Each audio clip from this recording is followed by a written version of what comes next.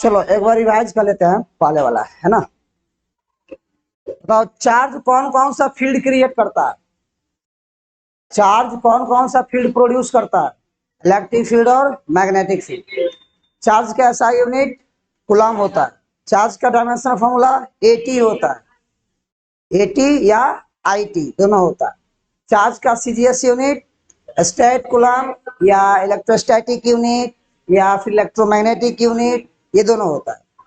और फिर चार्ज का लार्जेस्ट यूनिट फैराडे होता है, 1 फैराडे में कितना कूलम, 96,500 कूलम, ठीक है। उसके बाद बताओ चार्ज का practical unit ampere hour, charge का प्रैक्टिकल यूनिट एम्पियर आवर। अच्छा, चार्ज किसी भी बॉडी को चार्ज करने का कितना तरीका, 3 तरीका, फ्रिक्शन मेथड, कंडक्शन मेथड और इंडक्शन मेथड। अगर कोई बॉडी चार्ज हो रहा है तो किसका ट्रांसफर होता है, इलेक्ट्रॉन का कि प्रोटॉन का, इलेक्ट्रॉन का ट्रांसफर होने से बॉडी चार्ज होता है। अच्छा, बॉडी चार्ज होता है तो मास घटता है कि बढ़ता है कि दोनों हो सकता है, दोनों हो सकता है। इलेक्ट्रॉन का मतलब इलेक्ट्रॉन ट्रांसफर होता है तो एक का मास घटता है दूसरे का मास बढ़ता है कि नहीं। मतलब इलेक्ट्रॉन के ट्रांसफर होने की वजह से ही बॉडी चार्ज होता है, बॉडी चार्ज होता है। इलेक्ट्रॉन का transfer lower potential to higher potential होता है, जबकि करंट का flow higher potential to lower potential होता है कि नहीं। ये सारी चीजें हो जाता है। अब देखो आगे हम लोग डिस्कस करेंगे किसका, basic properties of electric charge. अब चार्ज का बेसिक प्रॉपर्टी क्या होता है, तो पहला प्रॉपर्टी इसका देखेंगे कि चार्ज, जैसे मैंने बताया कि चार्ज स्केलर क्वांटिटी होता है, तो जितना भी स्केलर क्वांटिटी का रूल होगा वो सब रूल ये फॉलो करेगा चार्ज। इसका मतलब चार्ज को हम ऐड कर सकते हैं, सब्ट्रैक्ट कर सकते हैं, है ना। चार्ज एडिटिव नेचर का होता है और उसको ऐड भी कर सकते हैं और सब्ट्रैक्ट भी कर सकते हैं, दोनों कर सकते हैं। तो चार्ज के पास कौन कौन सी प्रॉपर्टीज होती है, देखिए ध्यान से। चार्ज के पास जो प्रॉपर्टीज होती है वो पहला प्रॉपर्टीज है आपका कौन, एडिटिविटी का। चार्ज के पास एडिटिविटी का प्रॉपर्टी होता है, मतलब इसको हम लोग ऐड कर सकते हैं या फिर सब्ट्रैक्ट कर सकते हैं, दो चीज होता है। दूसरा प्रॉपर्टी क्या होता है इसका, कंजर्वेशन का, कंजर्वेशन ऑफ चार्ज। मतलब टोटल चार्ज को हम क्या कर सकते हैं, कंजर्व कर सकते हैं, मतलब कंजर्व होता भी है। टोटल चार्ज क्या होता है, कंजर्व होता है। और तीसरा प्रॉपर्टी है चार्ज इज क्वांटाइज्ड, मतलब quantization of charge, quantization of charge, quantization of charge. और इसकी जो चौथा प्रॉपर्टी है वो होता है charge is invariant, charge is invariant. इस सब एक एक करके सबके बारे में डिस्कस करेंगे कि एक्टिविटी का मतलब क्या होता है, मतलब एडिटिविटी का मतलब क्या होता है, कंजर्वेशन ऑफ चार्ज कैसे ये चार्ज कंजर्व होता है, क्वांटाइजेशन का मतलब क्या होता है और इनवेरिएंट का मतलब क्या होता है। ये चारों टॉपिक के बारे में एक एक करके हम डिस्कस करेंगे। जैसे देखिए मान लीजिए पहला हो गया additivity of charge, additivity of charge. जैसे कि हम जानते हैं कि चार्ज एक स्केलर क्वांटिटी है, तो चार्ज को हम ऐड भी कर सकते हैं और सब्ट्रैक्ट भी कर सकते हैं। जैसे मान लीजिए, सपोज कीजिएगा कि अगर एक बॉडी पर, देखिएगा एक बॉडी पर चार्ज है, यहां मान लीजिए Q1 चार्ज है, Q2 चार्ज है, Q3 चार्ज है, Q4 चार्ज है, Q5 चार्ज है, Q6 चार्ज है, Q7 चार्ज है, Q8 डॉट हो सकता है। ये बॉडी के अंदर इस तरह से, इसके अंदर इतने सारे चार्जेस और टोटल चार्ज आपको बताना है। तो टोटल चार्ज निकालने का क्या तरीका है, total charge is equal to, हम लोग क्या लिखेंगे, total charge equal to Q1 plus Q2 plus Q3 plus Q4 plus dot dot dot dot, कहां तक जितना रहेगा सब हम ऐड कर देंगे। अगर माइनस चार्ज रहेगा तो माइनस करना पड़ेगा। जैसे देखिए अगर सिंपल सी बात करें इसका, जैसे मान लीजिए कि अगर हमको 2 कूलम प्लस 5 कूलम और प्लस -7 कूलम और प्लस 2 कूलम को ऐड करना हो, बताइए टोटल चार्ज कितना आ जाएगा, यहाँ 2 कूलम ही होगा, 2 प्लस 5 7 हो जाएगा, 7 और 7 ये दोनों क्या हो जाएगा, कट जाएगा, तो क्या बचेगा आपका 2 कूलम। मतलब कहने का कि चार्ज जो है वो अपने पास एडिटिव नेचर का होता है, ये एडिटिव प्रॉपर्टी रखता है। चार्ज को हम ऐड भी कर सकते हैं और सब्ट्रैक्ट, है ना। तो चार्ज कैन बी एडेड और सब्ट्रैक्ट, मतलब दोनों हो सकता है, इसमें कोई दिक्कत नहीं। इट हैज, मतलब it is additivity in nature, additivity in nature. ये नेचर में किस प्रॉपर्टी का होता है? एडिटिविटी नेचर का होता है। बिल्कुल सिंपल, मतलब ये नेचर में एडिटिव होता है, मतलब कि इसको हम ऐड कर सकते हैं और सब्ट्रैक्ट कर सकते हैं। सिंपल सी बात है, और कोई खास बात इसमें है नहीं। दूसरा होता है चार्ज इज कंजर्व, मतलब टोटल चार्ज इज कंजर्व। आपको याद होगा जब हम दो बॉडी को रब कर रहे थे तो रगड़ने से पहले उस दोनों पर कोई चार्ज नहीं था, रगड़ने से पहले उस पर दोनों पर कोई चार्ज नहीं था, मतलब 0 कूलम चार्ज था। लेकिन जब उसको रगड़ दिए तो एक पर प्लस आ गया, एक पर, लेकिन दोनों का फिर संपर्क में लाइएगा तो फिर 0 हो जाएगा। फिर क्या हो जाएगा? 0। तो इससे स्पष्ट क्या होता है कि टोटल चार्ज कंजर्व। शुरू में चार्ज टोटल क्या था? 0। अब बाद में रगड़ने के बाद एक पर प्लस आया, दूसरे पर माइनस आया, फिर दोनों को जोड़ेंगे तो क्या हो जाएगा? 0। टोटल चार्ज क्या हो गया? कंजर्व हो गया। तो चार्ज को नहीं हम लोग क्रिएट कर सकते, ना ही उसको प्रोड्यूस कर सकते, और नहीं उसको हम क्या कर सकते हैं? नष्ट कर सकते, डिस्ट्रॉय भी नहीं कर सकते। Charge can not be created nor be destroy, but it transfer from one place to another, मतलब इसको एक प्लेस से दूसरे प्लेस तक क्या कर सकते हैं? ट्रांसफर कर सकते हैं। तो यहां जानते हैं, हमसे क्वेश्चन पूछता है कि चार्ज इज कंजर्व होता है कैसे, इसको बताइए। तो सबसे पहले यहां लिखेंगे, देखिएगा, for isolated system, isolated system, isolated system का मतलब होता है कि सराउंडिंग से उसको कोई मतलब नहीं है, मतलब बाहरी जो भी ऑब्जेक्ट है उससे वो कोई मतलब नहीं है, कोई उस पर इफेक्ट नहीं पड़ेगा। आइसोलेटेड है, आइसोलेटेड का मतलब होता है कि अंदर का चीज ना बाहर जा सकता है, ना बाहर का अंदर आ सकता है, उसको आइसोलेटेड कहते हैं, है कि नहीं। तो for isolated system total charge is always conserve, total charge is always conserve of the system, of the system, मतलब उस सिस्टम का टोटल चार्ज क्या होता है? कंजर्व होता है। एक बात और यहां आपको ध्यान रखना पड़ेगा, देखिएगा ध्यान से, according to principle of conservation of charge, conservation of charge, देखिए क्वेश्चन पूछता है कि चार्ज के कंजर्वेशन के प्रिंसिपल को लिखे। चार्ज के कंजर्वेशन ऑफ चार्ज का प्रिंसिपल क्या है इसको बताएं। तो चार्ज के कंजर्वेशन का प्रिंसिपल क्या है देखेंगे, देखिएगा, according to principle of conservation of charge, charge can not be, बोलिए, charge can not be created nor be destroyed, but it transferred from one position to another position, one position to another position, मतलब charge को हम लोग transfer कर सकते हैं, ना ही इसको हम लोग क्रिएट कर सकते हैं और ना ही इसको हम डिस्ट्रॉय कर सकते हैं, इसको हम लोग ट्रांसफर कर सकते हैं एक प्लेस से दूसरे प्लेस, और ट्रांसफर हुआ भी था। आप कंडक्शन मेथड को याद कीजिए, जब एक चार्ज बॉडी था दूसरा डिस्चार्ज बॉडी था और उसके बीच हम लोग वायर कनेक्ट किए थे तो इलेक्ट्रॉन का ट्रांसफर हुआ, है कि नहीं।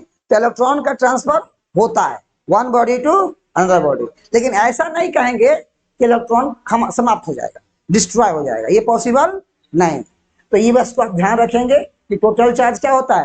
कंजर्व होता है, लेकिन किस सिस्टम में? Isolated system. और फिर एक और क्वेश्चन पूछता है कि principle of conservation of charge क्या होता है।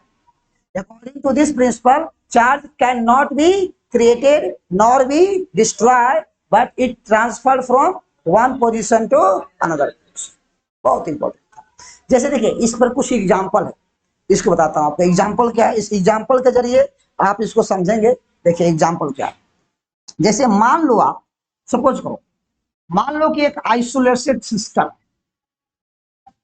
This is a isolated system, मतलब आइसोलेटेड बॉडी हो गया एक तरह का, मान लीजिए। इस पर शुरू में इसके अंदर 3 बॉडी है, मतलब 3 चार्ज मान सकते हैं इस पर, है कि नहीं।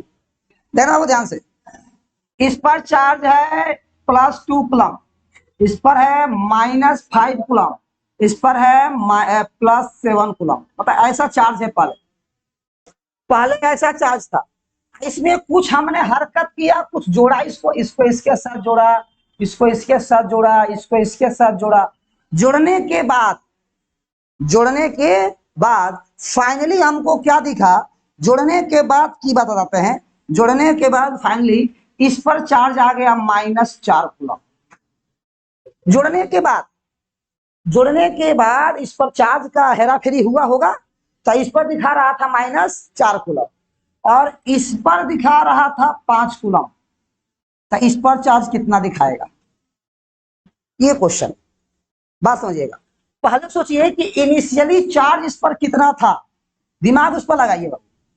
इनिशियली चार्ज कितना था, इनिशियल चार्ज कितना था, इनिशियल चार्ज कितना था, इनिशियल में चार्ज कितना था, 2 कूलम और फिर -5 कूलम और फिर 7 कूलम।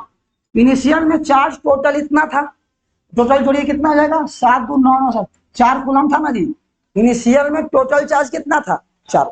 अब फाइनल में चार्ज कितना है, फाइनल में यहाँ कितना है, फाइनल में चार्ज कितना है बताइए, यहाँ फाइनल चार्ज कितना है बताइए, -4 कूलम और फिर +5 कूलम और फिर प्लस यहाँ कुछ है नहीं तो क्या मान लेंगे, x +x कूलम।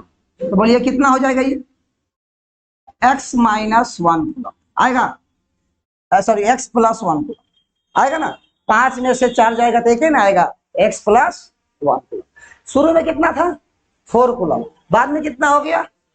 अब टोटल चार्ज तो कंजर्व होता है, टोटल चार्ज क्या होता है, कंजर्व होता है। जब टोटल चार्ज कंजर्व होता है तो इनिशियल चार्ज और फाइनल चार्ज क्या होंगे, बराबर होंगे, हाँ बैलेंस हो जाएंगे, बैलेंस हो जाएंगे। तो हम लिखेंगे from conservation of charge, from conservation of charge. तो कंजर्वेशन ऑफ चार्ज से हम ये बोल सकते हैं कि Q इनिशियल बराबर Q फाइनल। तो इनिशियल चार्ज कितना है, 4 कूलम और फाइनल चार्ज कितना है, x +1 कूलम। तो बोलिए यहाँ से x का मान क्या आ जाएगा, 1 जाएगा, घट जाएगा, कितना आ जाएगा इसको, 3 कूलम। इसका मतलब इसका आंसर हो जाएगा कितना, 3 कूलम। मतलब कभी कभी जानते इस क्वेश्चन को जब भी हमारे सामने एराइज होगा, पूछा जाएगा, तो बोलेगा, लिखा हुआ रहेगा उसमें कि पहले इतना था अब इतना हो गया, बताइए कितना होगा। वो पहले आपको बोल देगा इनिशियली चार्ज इस पर इतना था, इस पर इतना था, इस पर इतना था। फिर संपर्क में लाने के बाद, संपर्क में लाने के बाद पहला पर हो गया -4 कूलम चार्ज, दूसरे पर 5 कूलम, तीसरे पर कितना होगा। इसी प्रकार एक और छोटा सा एग्जाम्पल है जो कि आपको ध्यान देना है। देखिए छोटा सा एक और एग्जाम्पल इसको बताता हूँ। इसे कह रहा है कि 2 गोला है, एक गोला ए है और एक गोला बी है। देखिए बाबू, एक गोला ए है, दूसरा गोला बी है। इस पर पॉजिटिव चार्ज है Q और इस पर भी पॉजिटिव चार्ज है Q, ठीक है। एक तीसरा गोला है सेम आकार का C, सेम आकार का, तीनों जो है ना एक ही मटेरियल का बना हुआ है, एक ही पदार्थ का बना हुआ है, एक ही डेंसिटी है, एक ही साइज है, सब कुछ सेम है। बस अंतर यही है कि इस पर पॉजिटिव चार्ज है और इस पर भी पॉजिटिव चार्ज है, लेकिन इस पर कोई चार्ज नहीं है, ये न्यूट्रल है, ये न्यूट्रल है। अंतर यही है कि ये न्यूट्रल है। अब देखिए होता क्या है, सिंपली बात, होता क्या है कि कह रहा है क्वेश्चन कि जो सी है, सी को सबसे पहले ए के साथ जोड़ा गया, सी को सबसे पहले ए के साथ जोड़ा गया। जब ये अपना चार्ज इसको, इससे जब इसको चार्ज कर दिया, तब इसको कनेक्शन काट कर इसके साथ जोड़ा गया। तो बताइए सी पर कितना चार्ज है, फिर ए पर कितना चार्ज है, बी पर कितना चार्ज है। क्वेश्चन समझे आप? दो चार्ज था, एक पर प्लस क्यू, दूसरे पर भी प्लस क्यू, और तीसरा था सी जिस पर कोई चार्ज नहीं था। तीनों का आकार सेम है, तो जब इसको ए से जोड़िएगा तो ये कहेगा भाई तुम भी जिस मटेरियल का बना हुआ उस मटेरियल का हम भी है, जो हमारा साइज है वो तुम्हारा भी साइज है। एक काम करो, मेरा पास चार्ज कितना है, क्यू है। कितना चार्ज है, क्यू है, तो आधा तुम ले लो, आधा हमको रहने। जब दोनों पर चार्ज सेम हो जाएगा तो चार्ज का ट्रांसफर होगा, नहीं होगा। तो जानते हो दोनों पर चार्ज सेम आ गया, plus Q plus Q plus Q plus plus plus plus plus plus. ये आधा क्यों हुआ पता चला? इसलिए हुआ क्योंकि दोनों सेम आकार का था, दोनों का डेंसिटी सेम था, दोनों का मटेरियल सेम था, दोनों का साइज सेम था, इसलिए चार्ज सेम हुआ।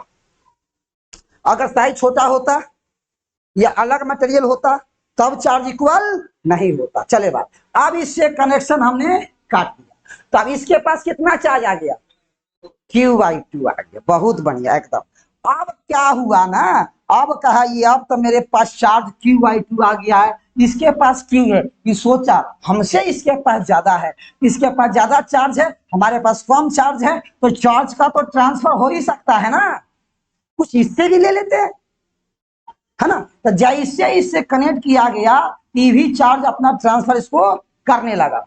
अब बताइए कब तक ट्रांसफर करता रहेगा, जब तक दोनों का बराबर नहीं हो जाएगा। जब दोनों का, तो बराबर कैसे निकालेंगे, इस चार्ज को जोड़कर 2 से भागा देना पड़ेगा, इस चार्ज को जोड़कर 2 से, तब ना बराबर आएगा।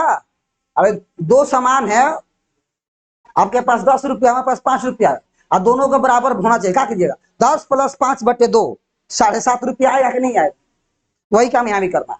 तो बोलिए, तो टोटल चार्ज इस पर भी कितना चार्ज आना चाहिए और इस पर भी कितना चार्ज आना चाहिए, ये डिसाइड करेंगे। बोलिए क्या करेंगे, Q + Q/2 का आधा, बोलिए क्या आएगा, 3Q/2 का आधा, 2 2 जा 4, आ जाएगा 3Q/4। तो जोड़ने के बाद इस पर कितना चार्ज आ जाएगा, 3Q/4, और इस पर कितना चार्ज आ जाएगा, 3Q/4। अब कनेक्शन को काट देंगे। सुनो, तो इस एग्जांपल से हम क्या समझे, इस एग्जांपल से यही समझें कि अगर सेम मटेरियल का हो, सेम साइज हो, तो चार्ज का ट्रांसफर इक्वल होता है, चार्ज का ट्रांसफर इक्वल होता है। यहां देखिए Q था, यहां 0 था, फिर भी इसको अपना आधा दे दिया ना, क्यों, डेंसिटी सेम होने की वजह से, साइज सेम होने की वजह से, है कि नहीं। तो यहां भी अब दोनों को जोड़िए, यहां भी Q/2, यहां भी Q/2, जोड़िएगा तो Q आएगा कि नहीं आएगा, तो टोटल चार्ज कंजर्व हुआ कि नहीं हुआ, तो होता है, हमेशा होता है टोटल चार्ज कंजर्व, इसमें आपको कोई दिक्कत नहीं होना चाहिए। छोटा सा एग्जांपल था। अब है quantization of charge. Quantization of charge का मतलब क्या होता है कि अगर किसी भी बॉडी पर चार्ज है तो आप वहां काउंट कर सकते हैं कि उस पर कितना चार्ज है, कितना इलेक्ट्रॉन उस पर है। जैसे मान लीजिए किसी पर अगर 1 कूलम चार्ज है, तो आप ये पता कर सकते हैं कि उसके पास कितना इलेक्ट्रॉन या कितना प्रोटॉन है। मतलब total charge present on the body, total charge present on the body is equal to integral multiple of smallest unit of charge. मतलब क्या मैंने बोल दिया, देखिए जैसे कि अगर किसी बॉडी पर, जैसे मान लीजिए कोई बॉडी है, इस पर अगर चार्ज है Q, समझिए बहुत ध्यान से, अगर इस पर चार्ज है कि जरूरी नहीं है कि प्लस से चार्ज होगा, निगेटिव भी हो सकता है, जरूरी नहीं है कि पॉजिटिव चार्ज होगा, निगेटिव भी हो सकता है। देखिए यहां लिखते हैं हम लोग क्या, कि total total charge present on the body, present on the body is equal to the integral multiple of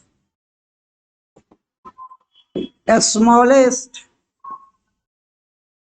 amount of charge, smallest amount of charge। बताइए स्मॉलेस्ट अमाउंट ऑफ चार्ज क्या होता है? इलेक्ट्रॉन के बराबर। सबसे कम इलेक्ट्रॉन, सबसे कम charge इस body पर कितना प्रेजेंट हो सकता है? एक इलेक्ट्रॉन के चार्ज के बराबर इलेक्ट्रॉन, और उससे किसका मल्टीपल है? इंटीजर, मतलब इंटीजर का इंटू ई बराबर इक्वल टू किसके बराबर हो जाएगा? सब चार्ज में Q is equal to n, पढ़े थे ना, Q is equal to n, यहीं से आता है। तो इस फॉर्मूला से आप किसी बॉडी पर प्रेजेंट टोटल चार्ज निकाल सकते हैं। कब? जब आपको ये पता रहे कि उससे कितना इलेक्ट्रॉन निकला है या उस पर कितना इलेक्ट्रॉन आया है। जैसे मान लीजिए कि हमारे बॉडी से एक इलेक्ट्रॉन निकला, आपके बॉडी पर गया, तो आपके बॉडी पे कितना चार्ज होगा? -1.6 इंटू 10 के पावर -19 कूलम। क्यों? क्योंकि इलेक्ट्रॉन के पास नेगेटिव चार्ज होता है। हमारे पास कितना चार्ज होगा? प्लस, क्योंकि हमसे निकला है तो हम पर प्लस छोड़ देगा, तो प्लस 1.6 इंटू 10 के पावर। अगर हमसे 2 इलेक्ट्रॉन निकल रहा है तो आपके बॉडी में कितना चार्ज होगा? 2, मतलब उसको डबल कर देंगे, -2 इंटू 1.6 इंटू 10 के पावर -19 कूलम। हमारे बॉडी में कितना होगा? +2 इंटू 1.6 इंटू 10 के पावर -19 होगा ना। ये पता होना चाहिए। इससे उल्टा भी सही है। देखिए यहां से अगर ध्यान से आप देखेंगे तो आप N बराबर Q/E भी पाएंगे। देखिए ये भी रिलेशन आप पाएंगे। N क्या शो करता है? नंबर ऑफ इलेक्ट्रॉन्स को, नंबर ऑफ इलेक्ट्रॉन्स को। आप इस फॉर्मूला से ये भी पता कर सकते हैं कि कितना इलेक्ट्रॉन ट्रांसफर हुआ है, यानी कि नंबर ऑफ इलेक्ट्रॉन भी आप निकाल सकते हैं। आप क्या निकाल सकते हैं? Number of electron. किस फॉर्मूला से? N is equal to Q/E। अब कहोगे कैसे? देखो बाबू ऐसे, देखो देखो ध्यान से, बहुत सिंपल है। कैसे निकाल सकते हैं? एक छोटा सा example, how many electrons are present in 1 coulomb of charge.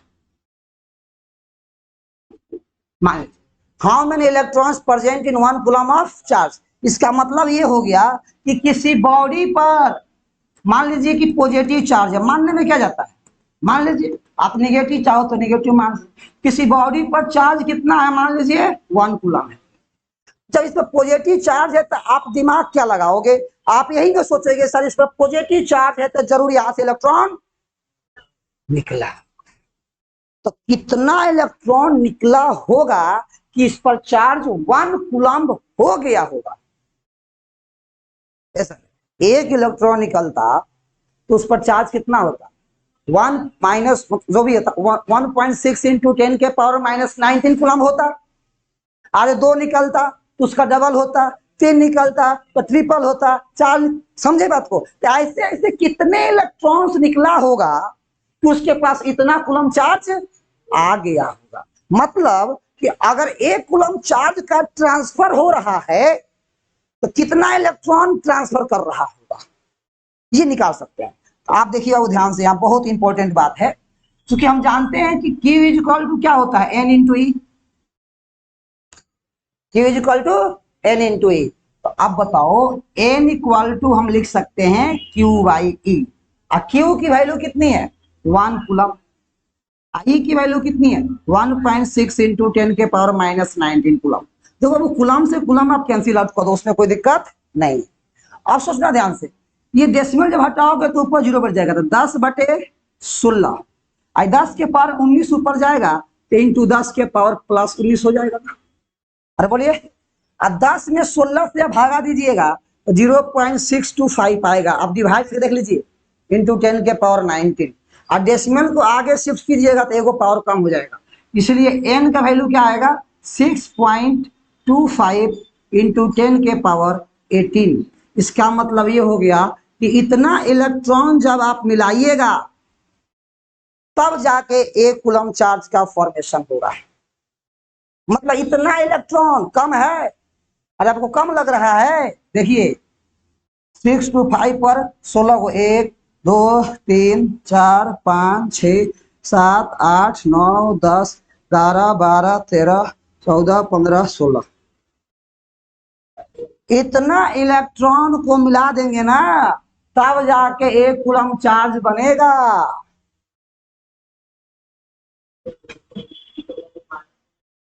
Magnitude निकाल रहे हैं ना बाबू। माइनस क्या बताता है? नेचर बताता है उसका।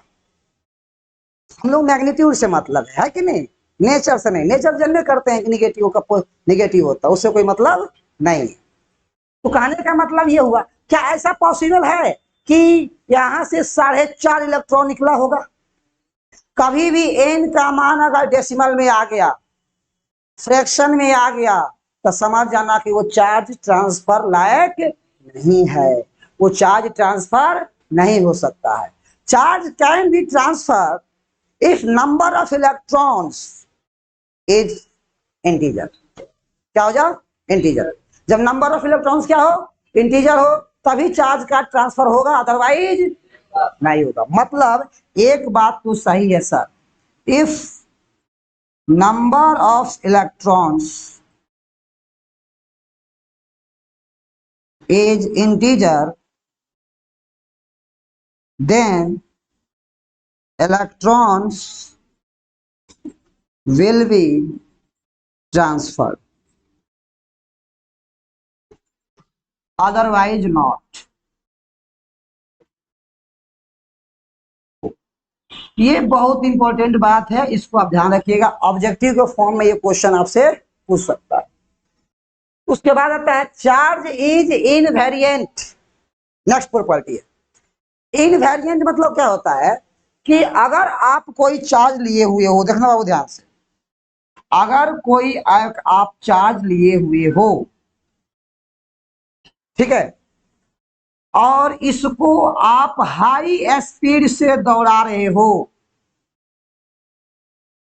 हाई स्पीड से इसको आप मूव करा रहे हो, अगर ये प्रोटॉन है मान लीजिए, तो इस पर चार्ज कितना होता है? +1.6 इंटू 10⁻⁻19 कूलम। तो इस चार्ज को कितना भी तुम स्पीड दे दो, कितना भी स्पीड दे दो, इसके चार्ज के मैग्नीट्यूड पर कोई प्रभाव नहीं पड़ेगा। उसका मास चेंज हो सकता है परंतु चार्ज चेंज नहीं। मतलब charge is not function, charge is not in function of speed. Charge जो है स्पीड के फंक्शन में नहीं होता है, ये बात यहां से क्लियर। कितना भी स्पीड कर दिए, यानी कि charge is not function of speed, ऐसे लिख सकते हैं इसको। एफ से फंक्शन, अभी से स्पीड। चार्ज कभी भी स्पीड के फंक्शन में नहीं होता। मतलब magnitude of charge does not depends on इस स्पीड, है कि नहीं? तो मैं यहाँ एक स्टेटमेंट लिखूंगा, क्या लिखूंगा बताइए, कि magnitude of charge does not depends on speed. देखो आराम से आ जाए, इसमें भी कोई दिक्कत नहीं है। अब नेक्स्ट क्या है देखना, like charge repel and unlike charges attract to each other. ये हम लोग जानते हैं बहुत अच्छे से। जैसे मान के चलिए कि एक पॉजिटिव चार्ज है Q1 और एक और पॉजिटिव चार्ज है Q2, और दोनों चार्ज को ज्वाइन करने वाला जो लाइन है, दोनों चार्ज को ज्वाइन करने वाले लाइन को हम लोग क्या कहते हैं? दोनों चार्ज को ज्वाइन करने वाले लाइन को बोलते हैं line of action. Line of action बोलते हैं इसको। क्योंकि इसी पर फोर्स एक्ट होता है, इसी लाइन के अलावा। तो अब बताइए, पहला जो चार्ज है दूसरा चार्ज को अपने से दूर भेजेगा, मतलब इस डायरेक्शन में फोर्स लगाएगा। देखना, तो बोलेंगे कि फोर्स लग रहा है 2 पर, किसके वजह से? 1 की वजह से, तो F21। और इस पर फोर्स लगेगा इस डायरेक्शन में, उसको लिखेंगे F12। मतलब कि force on second charge due to first charge. इसको क्या पढ़ेंगे हम लोग? इसको हम लोग पढ़ते हैं force on second charge, force on second charge due to first charge, due to first, यानी कि फर्स्ट के कारण सेकेंड पर क्या लग रहा है? फोर्स लग रहा है। फिर उसी प्रकार इसको क्या पढ़ेंगे? फोर्स एग्जाल्टेड बोल सकते हैं इसको, on first charge due to second charge, due to second charge. मतलब आप देखो, पहला चार्ज दूसरा पर फोर्स लगाया और दूसरा चार्ज पहला पर फोर्स लगाया, और न्यूटन के अनुसार एक बॉडी दूसरे पर जितना फोर्स लगाता है, दूसरा बॉडी पहला पर उतना ही फोर्स लगाता है। न्यूटन थर्ड लॉ याद रखिए, न्यूटन थर्ड लॉ याद रखिए। तो क्या लिखेंगे आप यहाँ? F12 is equal to F21, आराम से लिख दो। लेकिन एक बात देखो, इसका डायरेक्शन अपोजिट है, डायरेक्शन अपोजिट है, देखना ध्यान से। तो vector F12 is equal to minus of vector F21। ये हम कैसे लिख दिए? यहां लिखना पड़ेगा फ्रॉम न्यूटन्स थर्ड लॉ।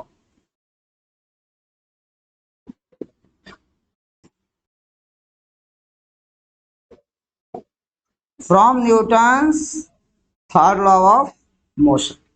और ये तो सिमिलर चार्ज था ना। अब डिसिमिलर में देखिए तो क्या होता है?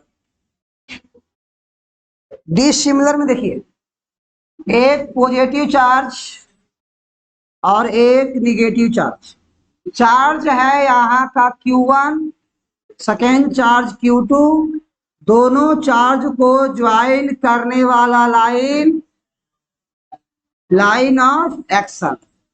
अब यहां होगा आपको अट्रैक्शन। अब देखिए, पहला चार्ज दूसरा को अपने तरफ अट्रैक्ट करेगा, इसको अपने तरफ लिखेंगे F21, और दूसरा पहला को अपने तरफ अट्रैक्ट करेगा, इसको लिखेंगे F1।